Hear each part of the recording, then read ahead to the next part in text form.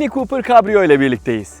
Adından da anlayabileceğiniz gibi Cooper Cabrio Mini'nin üstü açık olan versiyonu. Yani bu tip güzel havalarda otomobil kullanmaktan daha fazla keyif alabileceğiniz versiyon.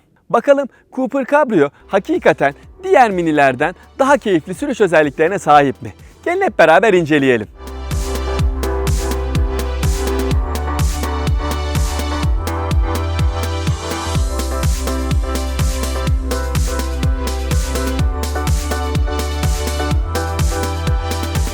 Cooper Cabrio'nun tipi de diğer Cooper'lar gibi sempatik bir yüz ifadesine sahip. Burada bu yeni nesilde daha büyümüş olan farları görüyorsunuz. Ayrıca buradaki bu meşhur krom olan panjur da aynı şekilde bu araçta kullanılıyor. Buranın şişik olması da bence otomobile ayrı bir hava katmış ama bunlar zaten diğer Mini'lerden de tanıdığımız, bildiğimiz özellikler. Önemli olan aracın hem profilinde hem de arkasında olan değişiklikler. Çünkü araca buradan baktığınız zaman aracın tavansız olduğunu görüyorsunuz ve işte asıl Cooper Cabrio'yu diğer kardeşlerinden ayıran en büyük özellik bu.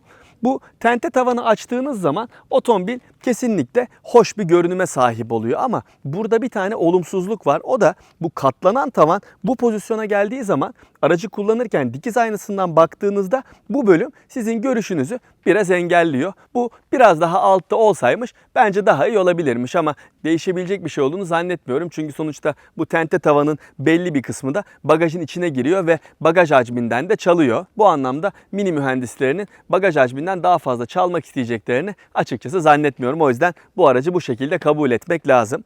Bagaj konusuna gelecek olursak bagaj kapağı burada ters bir şekilde açılıyor ve 215 litrelik yükleme hacmine sahip. Yani 3 kapılı Mini Cooper hatchback'ten aslında 4 litre daha fazla bir yükleme hacmi var. Tabi bu tavan kapalıyken size bu hacmi sunabiliyor. Tavanı bu pozisyonda açtığınız zaman bu değer 160 litreye kadar geriliyor. Ama yine de baktığınız zaman burası bu boyutta bir kabrio için bence yeterli. Yükleme ağzı küçük gibi görünüyor olsa da sonuçta tavan kapalıyken buradaki Easy Load diye adlandırılan iki tane kolu açtığınız zaman bu parça yukarıya çıkıyor ve daha büyük yükleri buraya kolay bir şekilde yerleştirebiliyorsunuz. Cabrio'nun boyutları da 3 kapılı hatchback ile zaten aynı. O yüzden arka koltuklardan çok bir şey beklememek lazım. Burada yetişkinlerin oturması pek kolay değil ama zorda kalırsanız tabii ki oturabilirsiniz. Genel anlamda bakacak olursanız burası çocuklar için yapılmış da diyebiliriz. Ben artık bu güzel havada işin keyifli kısmına geçiyorum. Yani Cooper Cabrio ile test sürüşü başlıyor. Hadi gelin.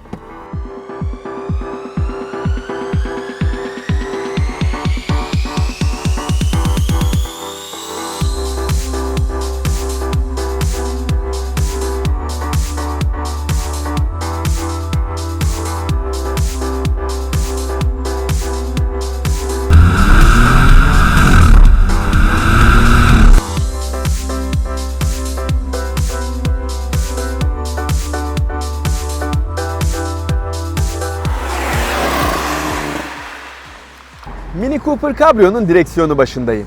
Cooper Cabrio'nun iç mekanı da diğer 3 ve 5 kapılı hatchback kardeşleriyle birebir aynı. Buradaki en temel fark tavanınızın olmaması ve çok ferah, çok keyifli bir sürüş yapabiliyor olmanız. İç mekanda kullanılan kumanda elemanları ve malzemeler diğer Mini'lerdekilerle aynı. Yani eğer biraz aşinaysanız çok rahat bir şekilde kullanıyorsunuz. Değilseniz de alışma süreciniz bir hayli kısa oluyor. Küçük eşyalarınız için vitesin önünde 2 tane bardaklık, onun önünde de cüzdanınızı ve telefonunuzu koyabileceğiniz bir alan var. Kapı cepleri küçük olsa da yine de ufak boyutlu su şişelerini oraya yerleştirebiliyorsunuz. Ön sırada sunulan yaşam alanı gayet iyi, hiçbir eksiklik hissettirmiyor. Uzun boylu olsanız bile Mini Cooper Cabrio'yu rahat bir şekilde kullanabiliyorsunuz. Gelelim Cooper Cabrio'nun motorine ve sürüş özelliklerine. Bu aracın kaputunun altında 1.5 litrelik turbo beslemeli 3 silindirli benzinli motor görev yapıyor. Ben bu motoru hatırlarsanız daha önce 2.18'i Active Tourer'da da kullanmıştım. Motor hem çekiş özellikleriyle hem de tutumluluk potansiyeliyle benim hoşuma gitmişti BMW'de. Cooper Cabrio'da ise durumun biraz daha iyi olduğunu söyleyebilirim. Özellikle performans anlamında. Çünkü tahmin edebileceğiniz gibi bu araç 2.18'i Active Tourer'dan hem daha küçük boyutlara hem de daha hafif bir gövdeye sahip. Bu 1.5 litrelik 3 silindirli turbo beslemeli küçük motor tam 136 beygir güç ve 220 Nm tork üretiyor. ve Mini'de sadece 6 kademeli otomatik şanzımanla alınabiliyor. Cabrio'da da diğer Mini'lerde olduğu gibi sürüş modları bulunuyor. Aracı çalıştırdığınız zaman mid modda ilerliyorsunuz. Fakat isterseniz çevreci olan green ve daha sportif mod olan sport modunu seçerek daha keyifli sürüş özellikleri yapabiliyorsunuz. Ben şu anda mid modda ilerliyorum ama vitesin arkasındaki bu düğme vasıtasıyla aracı sporta aldığım zaman görmüş olduğunuz gibi burada modun değiştiğini kırmızı ışıkla size gösteriyor. Araç biraz daha performanslı bir hale gelmiş oluyor. Aynı zamanda şanzımanı da spor moda aldığım zaman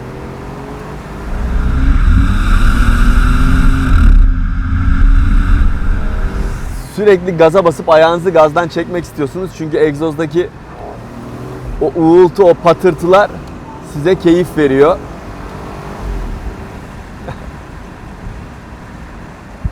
Ayrıca sonuçta bir Mini kullanıyorsanız bunun sürüş keyfinin yüksek olduğunu da kesinlikle biliyor olmanız lazım. Tam go-kart tarzı bir sürüş hissi var.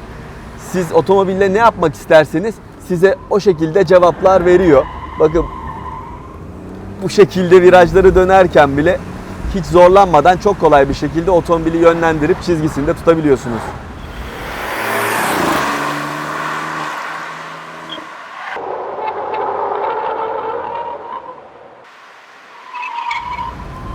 Araç yola kesinlikle iyi bir şekilde tutunuyor. Direksiyon isteklerinize iyi cevaplar veriyor. Yüksek hızlarda olsanız bile kesinlikle arkasını bırakmıyor. Kafasını nereye yönlendirirseniz arkası da oraya geliyor. Bence çok başarılı.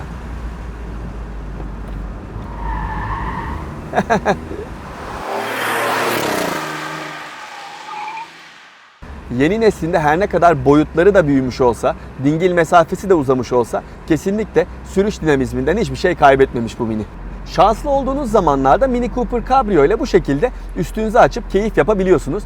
Ama bir de bu kadar şanslı olamayacağınız durumlar var. O zamanlarda da tabii aracın üstünü kapatıp normal bir hatchback gibi ilerlemeniz gerekiyor. Üstünü kapamak istediğinizde de saatte 30 km hıza kadar bu işlemi gerçekleştirebiliyorsunuz. Tavanı açıp kapatma işlemi tam 18 saniye sürüyor. Ama bence bir dezavantaj var, o da hem buraya uzanmak durumunda kalmanız hem de 18 saniye boyunca elinizi burada tutuyor olmanız bence çok ergonomik değil. Onun yerine bu kumandayı buralara bir yere koysalarmış bence kesinlikle daha kullanışlı olurmuş.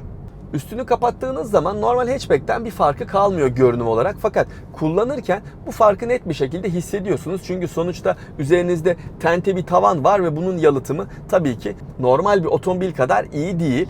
Yani normal günlük kullanımda bile şu an bu yanımdan geçen arabaların sesini ben rahat bir şekilde içeride duyabiliyorum. Ayrıca otoyolda kullandığınız zaman da, yüksek hızlara çıktığınız zaman da kesinlikle içeride biraz gürültü oluyor.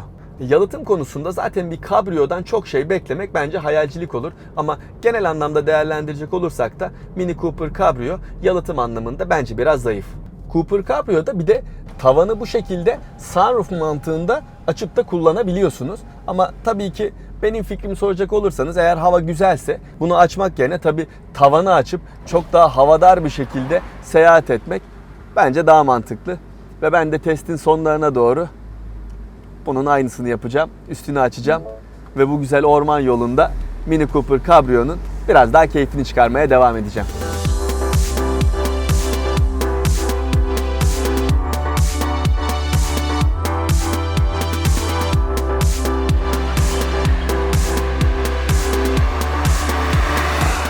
Gelelim son olarak da yakıt tüketimi konusuna. Ben bu aracı 5 gündür kullanıyorum ve bu süreçte 320 kilometre mesafe kat ettim. Şu anda yol bilgisayarında bana 9.1 litrelik bir tüketim ortalaması gösteriliyor. Bu değer aracın dinamikliği ve benim kullanım stilim dikkate alındığında bence gayet iyi.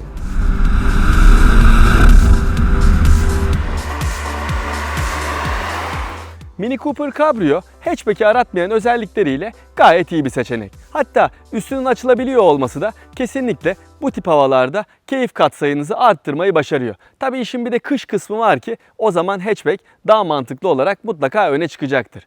Fiyat konusuna gelecek olursak hatchback aynı motorla 30 bin euro seviyesinde satılırken bu aracın başlangıç fiyatı 38 bin euro. Yani aradaki 8 bin euroluk fark aslına bakarsanız çok da az değil. Yani mantıklı düşünüyorsanız kesinlikle hatchback daha mantıklı olacaktır. Fakat kalbinizle ve duygularınızla hareket ediyorsanız o zaman Mini Cooper Cabrio'nun da gayet iyi bir seçenek olduğunu söyleyebilirim.